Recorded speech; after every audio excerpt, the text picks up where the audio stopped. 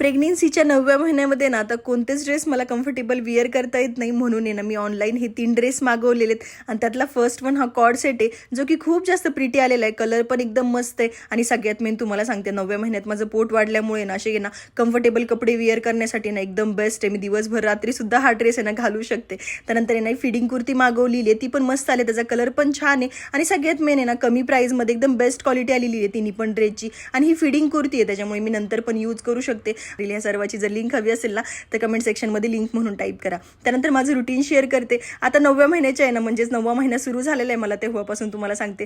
यांनी ना मला चॅलेंज केलेले, मला हे म्हणतात तू आहे ना डिलिव्हरी झाल्यानंतर अजिबात गोलूमोलू किंवा अजिबात जाड होणार नाहीये. आणि मी त्यांना म्हणते की मी होईल म्हणून, मी तेवढा आराम करेल. ते म्हणतात की पूर्ण 10 वर्षापासून मी तुला ओळखतोय, मला माहिती तू शांत अजिबात बसणार नाहीये. आणि खरंच आहे, माझा स्वभाव तसा आहे की मी शांत अजिबात बसू शकत नाहीये. माझ्यासारखा असा स्वभाव कोणाकोणाचा आहे चंचल, मला कमेंट सेक्शनमध्ये नक्की सांगा. आणि तुम्ही जर विसरले असतील तर तुम्हाला सांगते की उद्या 31 डिसेंबर आहे, म्हणजेच आपल्या गिव्ह अवेच आहे ना मी विनर अनाऊन्स करणार आहे. So stay tune. आतापर्यंत आपल्या पेजला फॉलो केले नसेल तर प्लीज फॉलो करा, लाईक करा. बाय.